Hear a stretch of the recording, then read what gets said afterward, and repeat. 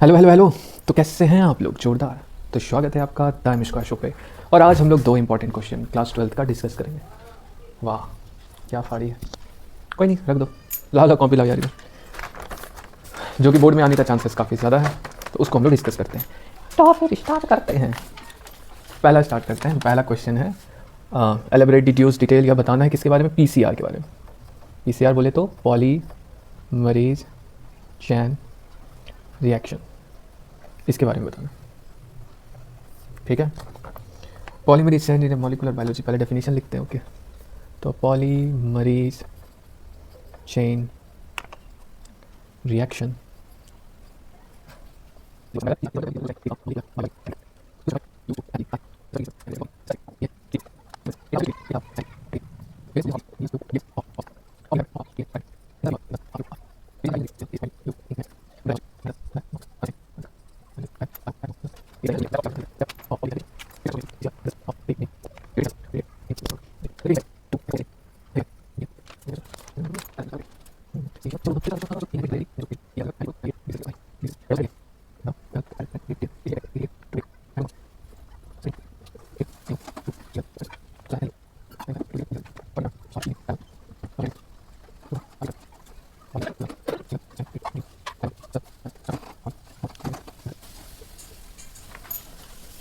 तेरी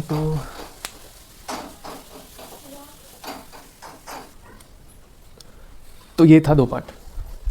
पीसीआर को लेकर के ये चला गया।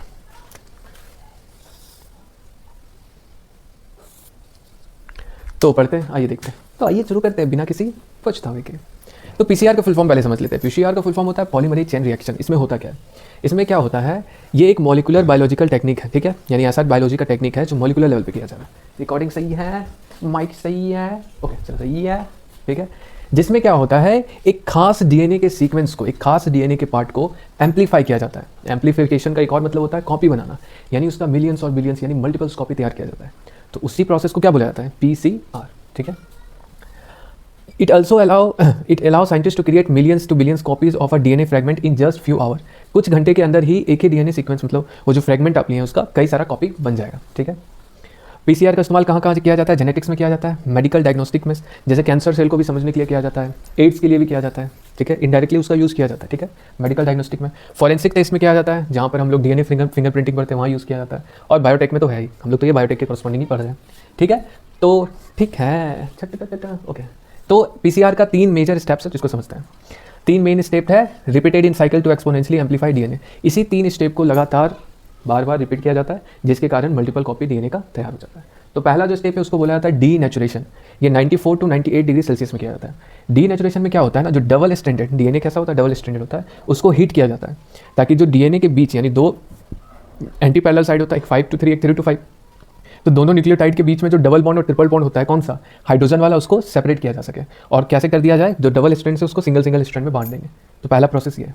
दूसरा होता है एनिलिंग, जो 50 से 65 डिग्री सेल्सियस पे किया जाता है। ठीक है, इसमें क्या होता है, देखो तो वो लोग आया, short DNA primers complementary to the target sequence bind to the single stranded DNA. ठीक है, primary serve as a starting point for DNA synthesis. होता ही है ना होता ही है, जैसे ये डबल स्ट्रैंडेड डीएनए। ठीक है, डीनेचुरेशन किए, उसके बाद ये सिंगल सिंगल बन गया, सिंगल स्टैंडर्ड बन गया। अब हम लोग इस्तेमाल क्या करते हैं? प्राइमर्स। प्राइमर्स क्या होता है, वो भी सिंगल स्टैंडर्ड होता है, जो कि डबल स्टैंडर्ड, जो मतलब जो डीएनए है जो पहले से हम लोग निकाल रहे हैं उसके कॉम्प्लीमेंट्री होता है, यानी यहाँ पे आके जुड़ जाएगा ये। और ये कैसा सर्व करेगा? Starting point for DNA synthesis, यानी यहाँ से डीएनए सिंथेसिस स्टार्ट होगा। इसके लिए वो स्टार्टिंग, मतलब देखिए ऑब्वियसली ऐसा नहीं होता है, target sequence bind to the single standard DNA, primer serve as a starting point for DNA synthesis. इसके कहने का ये मतलब है ना, यहाँ से वो कैसे कंप्लीमेंट्री करके इस पर जुड़ता है। उसके बाद एक बार जब कॉपी हो जाता है, तो जितनी बार वो कॉपी हो जाएगा, तो स्टार्टिंग सीक्वेंस तो नहीं समझ पा रहे हो, फिर से देखते हैं। सिंगल स्टैंडर्ड हो गया, अब इसके कॉम्प्लीमेंट्री आके जुड़ गया, तो कॉम्प्लीमेंट्री आके जुड़ गया, तो कहीं ना कहीं क्या हो गया, 2 हो गया, 2 हो गया ना। अब दोनों कैसा काम करेगा? सेमी कंजर्वेटिवली, ये एक अपना टेम्पलेट काम करेगा, ये टेम्पलेट काम करेगा। ठीक है, अब इस तरह करके क्या होता है, एक ही सीक्वेंस से ढेर सारा कॉपी तैयार किया जाता है, और हर एक जगह प्राइमर स्पेसिफिक जुड़ना जरूरी है, क्योंकि उसी के कॉरस्पॉन्डिंग मेरे पास पहले से सोल्यूशन में न्यूक्लियोटाइड होता है, जिसके कॉरस्पॉन्डिंग नया नया न्यूक्लियोटाइड जुड़ता जाता है और पॉलीमराइजेशन होता है। तो ये यहीं तक था। अब चलते हैं तीसरा स्टेप, तब तक पॉज करके नोट कर लीजिए। ओके, अब चलते हैं तीसरा स्टेप। तेरी बातों में ऐसा उलझा जिया, बैठे ही बैठे तूने। कहाँ था, तीसरा जो है 2 हो गया, तीसरा जो है वो है एक्सटेंशन। ये ऑलमोस्ट 72 डिग्री सेल्सियस भी किया जाता है।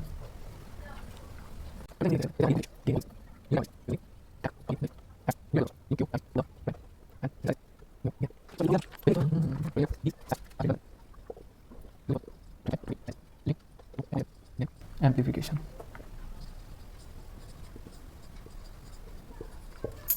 तो आखिरी स्टेप पढ़ते थे, थर्ड स्टेप में क्या बताया गया? थर्ड स्टेप में ये बताया गया है एक्सटेंशन जिसको कहते हैं, ठीक है। 70 to 72 डिग्री सेल्सियस के आसपास होता है, टेम्परेचर मेंशन करने की आवश्यकता नहीं है। 70 डिग्री कर दीजिए ऑलमोस्ट, ऐसी कोई बात नहीं, 70 डिग्री सेल्सियस, ठीक है। इसमें एक एंजाइम इस्तेमाल किया जाता है डीएनए पॉलीमरेज, ठीक है। कितना बोल रहे हैं? लगता है खेसारी लाल यादव को यहाँ ले ही आएंगे, अरे कोई कंट्रोवर्सी नहीं करेगा। डीएनए पॉलीमरेज कौन सा होता है? Special tag polymerase. टैग का फुल फॉर्म होता है थर्मस इक्वेटिकस। टैग का फुल फॉर्म क्या होता है? Thermos aquaticus. ये छोटा होगा। चैप्टर 1 क्लास 11 लिविंग वर्ल्ड, वहाँ पे नोमेनक्लेचर सिखाया जाता है, तो ये छोटा होगा ना। इसमें क्या होता है कि टैग पॉलीमरेज होता है। पॉलीमरेज का मतलब क्या? जो पॉलीमराइजेशन कराएगा। And DNA is a polymer of nucleotide. तो DNA is a polymer of nucleotide, तो इसमें क्या होगा? नया न्यूक्लियोटाइड आके जुड़ेगा। तो हम लोग इस्तेमाल करते हैं टैग पॉलीमरेज। अब बोलोगे नॉर्मल पॉलीमरेज काहे नहीं करते? पगला हो क्या? टेम्परेचर देख रहे हो 70 डिग्री 72 डिग्री, टूट जाएगा, इसलिए ऐसा पॉलीमरेज का इस्तेमाल करते हैं। अब बोलेगा कैसे टूटेगा? अरे भाई हम लोग का टेम्परेचर कितना होता है normal? 45 degree Celsius, 37 degree Celsius होता है ना, 37 डिग्री सेल्सियस होता है। तो उस पर हम लोग का एंजाइम वर्क करता है। अब देखो 70 और 37, 19-20 का फर्क थोड़ी है, ज़्यादा का फर्क है ना। तो 70 पे जाके हमारे शरीर का एंजाइम काम करना बंद कर देता है, बात समझ रहे हो? तो इसलिए ऐसा एंजाइम इस्तेमाल किया जाता है जो हाई टेम्परेचर पे भी वर्क करे। और ये एंजाइम हम लोग के अंदर नहीं होता है, ये एंजाइम होता है बैक्टीरिया के अंदर, उसको आइसोलेट किया जाता है। तरीका होता है टैग पॉलीमरेज, थर्मस इक्वेटिकस नाम का बैक्टीरिया होता है। और उससे हम लोग न्यूक्लियोटाइड को जोड़ के क्या बनाएंगे? पूरा का पूरा डीएनए का सीक्वेंस बनाएंगे, ठीक है। और न्यूक्लियोटाइड टू द प्राइमर्स में आके जुड़ेगा ना। अच्छा एक बात यहाँ पे तुम लोग को बता देते हैं, ये तो हम समझाने के लिए बता ही दें क्या? चलो बता देते हैं, वहाँ पे उड़ाने से अच्छा ही बता ही दें। जैसे देखो वहाँ पे 2 सीक्वेंस खोले थे, ठीक है, ओके ठीक है। अब क्या बोले थे? एनिलिंग में क्या होता है? शॉर्ट डीएनए प्राइमर्स बनता है।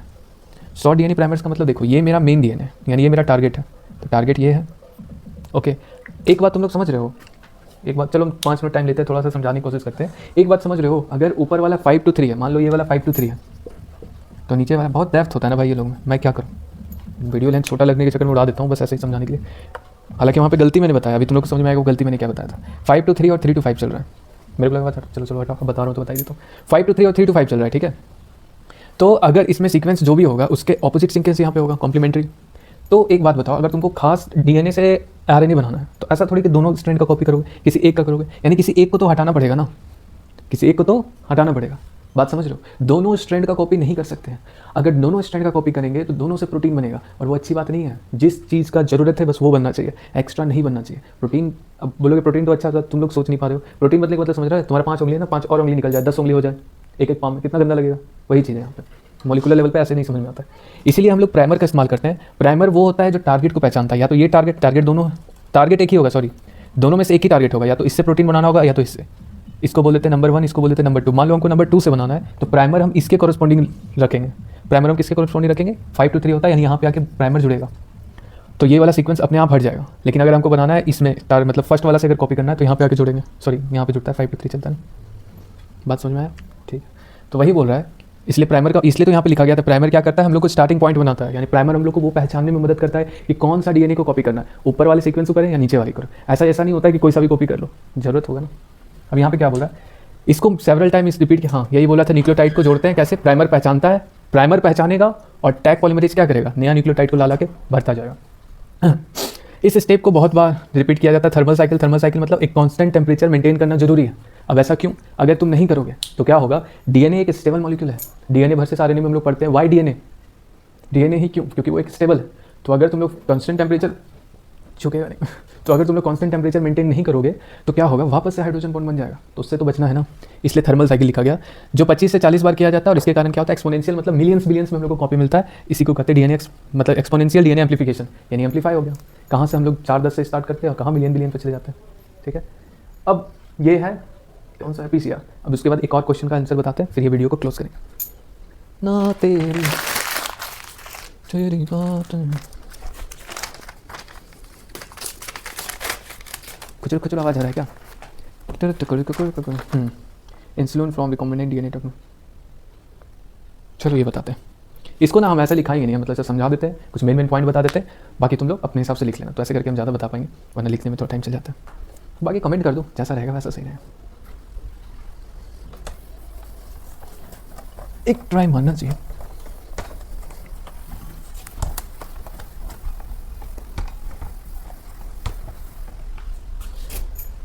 हाँ, ये क्वेश्चन सिंपल है ना, जैसे यहाँ पे पहला ही पेज में दिया गया है, फिर पहला दूसरा पेज में बायोटिक का, कि इंसुलिन को पहले स्लाउटर करके निकाला जाता है।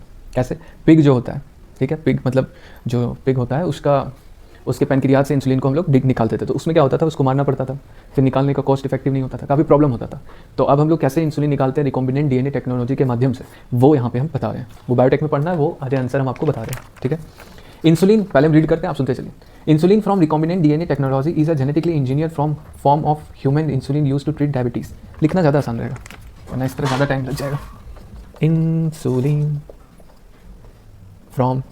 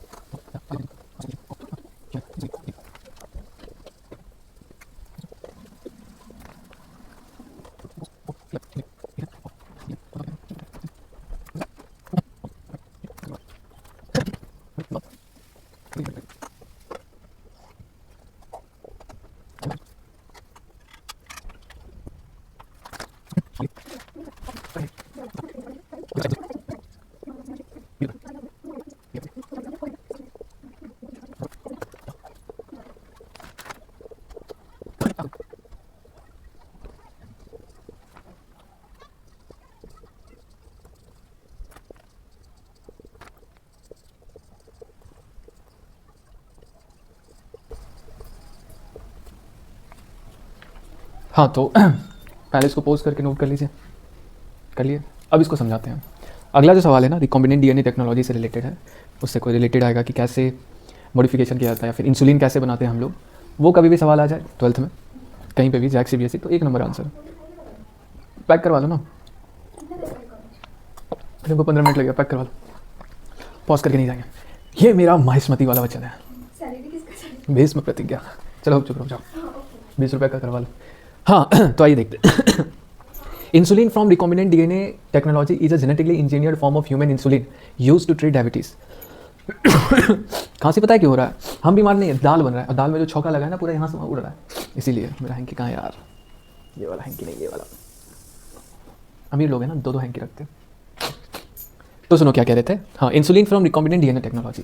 देखो हम क्या बोले थे, अगर इंसुलिन बनाना है तो पहले एनिमल्स को स्लाउटर किया जाता था। जैसे यहाँ पे पिग लिखा हुआ है, काउ लिखा है, इसको मारा जाता था, इसके पैनक्रियाज से इंसुलिन को निकाला जाता था, बिना मारे नहीं निकलता है। ये काफ़ी ज़्यादा प्रॉब्लमेटिक होता था और कॉस्ट इफेक्टिव भी नहीं होता था। तुम एक पिग को तैयार कर रहे हो, उसको मार रहे हो, उससे इंसुलिन ले रहे हो, तो ये मतलब, और इंसुलिन काफ़ी महंगा हो चुका था, ठीक है। पैसा जो लगेगा वो पैसा तो निकालेगा ना दवाई से। अब इंसान को जिंदा रहना तो उतना पैसा तो देना पड़ेगा। लेकिन आज हम लोग क्या करते हैं, आरडीएनए टेक्नोलॉजी यानी रिकॉम्बिनेंट डीएनए टेक्नोलॉजी के, पहले मेरे को इधर खोलने दो यार, माहौल ख़राब हो रखा है। हाँ, तो आज हम लोग रिकॉम्बिनेंट डीएनए टेक्नोलॉजी के माध्यम से ये genetically engineered form, genetically engineer मतलब क्या हुआ, जीन ये सब का इस्तेमाल करके और इंजीनियर को पैसा देके, ऐसी बात नहीं, मतलब इंजीनियर्स लोग मिल करके काम करते हैं, फॉर्म ह्यूमन इंसुलिन, उससे क्या बनाते हैं, ह्यूमन इंसुलिन बनाते हैं, जिससे हम लोग डायबिटीज़ को ट्रीट करते हैं, ठीक है। दिस मेथड अलाउ पहले हम खांस लेते हैं अच्छे से, नहीं चलो ऐसी कोई बात नहीं। This method allow for large scale efficient and safe production of insulin replacing the older method of extracting it from animals. तो पहले बताया ना, पहले पिग से, काउ से निकाला जाता था, और आज इसको क्या किया जाता है, जेनेटिकली इंजीनियर करके बाकायदा प्रोसेस है, बड़ा बड़ा कंटेनर में उसमें बनाया जाता है, ठीक है। Replacing the older one, large scale efficient and safe production. अब ये सेफ प्रोडक्शन इसलिए कहा गया कि कई बार क्या होता है ना, छोड़ो आज डिटेल में जाने की जरूरत नहीं, सेफ प्रोडक्शन लिख देना 1 नंबर। मेन यहाँ पे मकसद यही था कि पहले जानवर से बनाते थे, अब हम लोग खुद से बनाते हैं टेक्नोलॉजी से। तो step of producing insulin using recombinant DNA technology. तो क्या क्या स्टेप है? सबसे पहले तुम बना रहे हो इंसुलिन। क्या बना रहे हो? इंसुलिन। तो तुमको तुम्हारे शरीर में इंसुलिन जो बनाता है, तुम्हारे शरीर में इंसुलिन जो बनाता है, पैनक्रियाज में बनता है, तो insulin is a protein. What I said, I told कि मैंने बोला क्या, इंसुलिन इज अ प्रोटीन। अब इंसुलिन एक प्रोटीन है, तो वो डीएनए पे सीक्वेंस भी होगा। तो डीएनए पे सीक्वेंस होगा तो पहले हम लोग उस जीन को निकालेंगे हमारे शरीर से, हमारे शरीर में जाएंगे पैनक्रियाज के पास, उसमें जाके वो जीन को खोजेंगे, और वहाँ से वो जीन को निकालेंगे। कौन सा जीन को? जो इंसुलिन बनाता है, ठीक है। हाँ, the gene responsible for insulin production is extracted from human DNA, यानी ह्यूमन डीएनए से उसको बाहर निकालेंगे। This gene code for either insulin alpha chain या बीटा चेन, क्योंकि देखो इंसुलिन 2 चेन से बनता है, ठीक है, अल्फा चेन वाला और बीटा चेन वाला, ठीक है। तो वही लिखा हुआ है, this gene code for either insulin alpha chain यानी अल्फा या ए चेन या beta chain, since insulin consist of 2 polypeptide chain. अब अगले स्टेप्स की तरफ आते हैं। हाँ, वहाँ पे हमको छोड़े हुए रहने दो, इतना काफ़ी है। अगला स्टेप क्या है? Insertion into plasmid. प्लाज्मिड हम लोग जानते हैं बैक्टीरिया का एक्स्ट्रा क्रोमोसोमल डीएनए होता है। ले आई, ओके, ठीक है। पानी ज़्यादा ले लेना बोल के, कटोरा लेके जाओ ना, 1 नंबर पानी ले लेना।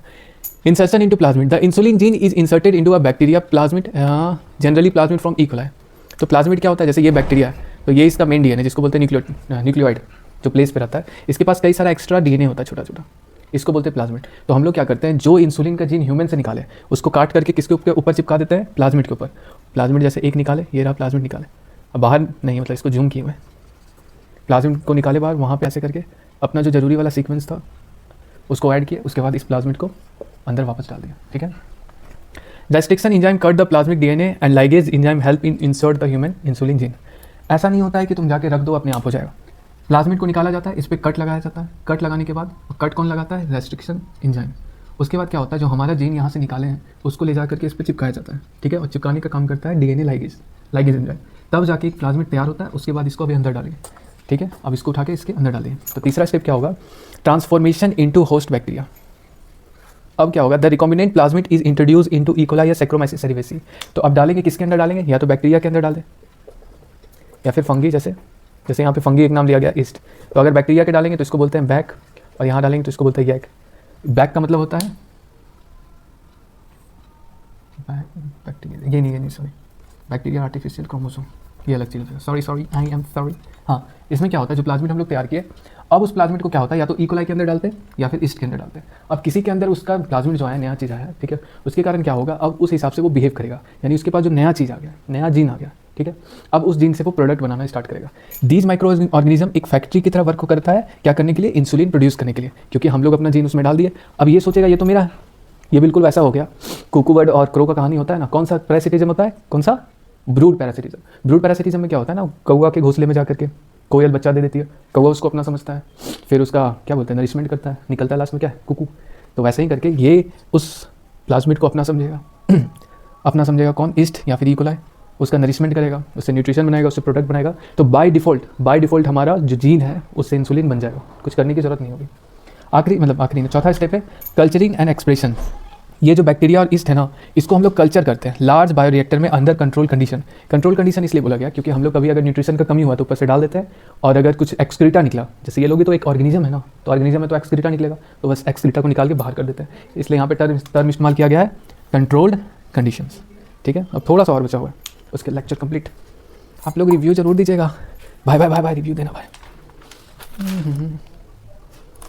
धरी में तो अट जाएगा, चलो इसको मिटाते हैं। तुम लोग डस्टर देख के डर तो नहीं रहे हो? ये चुड़ैल है, ये कुर्ता पड़ा हुआ था उठा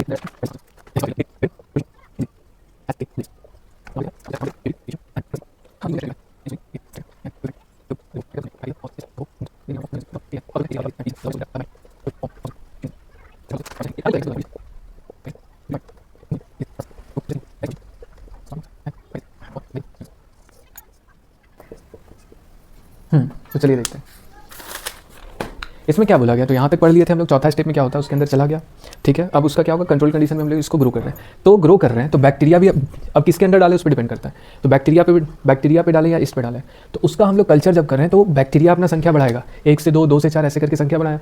ईस्ट भी अपना संख्या बढ़ाएगा। तो जब डिवाइड करेगा तो बाय डिफॉल्ट जो चीन हम उसके अंदर डाले थे ना, वो भी डिवीजन के साथ बढ़ जाएगा। तो वही लिखा हुआ है, ये begins to produce insulin as they multiply. संख्या भी बढ़ाएगा और प्रोटीन हमारा जो काम का था इंसुलिन, वो भी बनाता चला जाएगा। अगला स्टेप है प्यूरिफिकेशन एंड प्रोसेसिंग। अब हम लोग को बनाना था इंसुलिन, तो मान लेते हैं एक बहुत बड़ा ड्रम है, एक बहुत बड़ा कंटेनर है, उसके अंदर हम लोग कल्चर कर रहे हैं। किसको? ये लोगों को कल्चर कर रहे हैं, कल्चर के थ्रू ये बन रहा है। अब जब बन जाएगा एक लार्ज स्केल में हम लोग अमाउंट नापते हैं, नापने का तरीका होता है, इसलिए तो इसके लिए पढ़ाई होता है, इसलिए तो लिखा गया था जेनेटिक इंजीनियरिंग। इंजीनियरिंग का एक ब्रांच है ईटा तोड़ने में, तो ब्रांच है।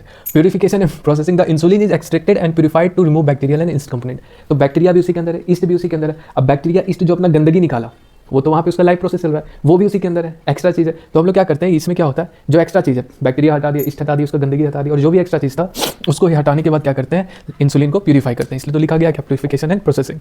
उसके बाद क्या होता है, वहाँ से हमको अल्फा चेंज मिलता है, बीटा चेंज मिलता है, फिर दोनों को कंबाइन करते हैं और फंक्शनल ह्यूमन इंसुलिन बनता है। यानी केवल अल्फा चेंज से कुछ काम नहीं होगा, केवल बीटा से नहीं होगा, दोनों को जोड़ना पड़ेगा, सल्फर बॉन्ड से तरीका होता है।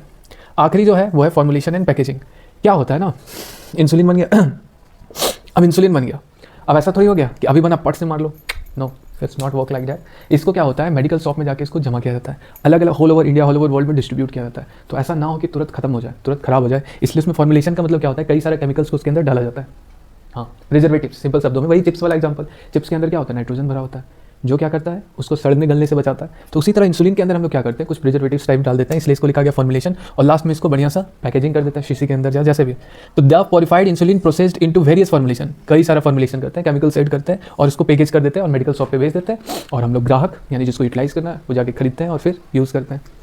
तो खत्म हो गया। आई थॉट कि मैंने बहुत अच्छा एक्सप्लेन किया इस बात में हमको खुशी है।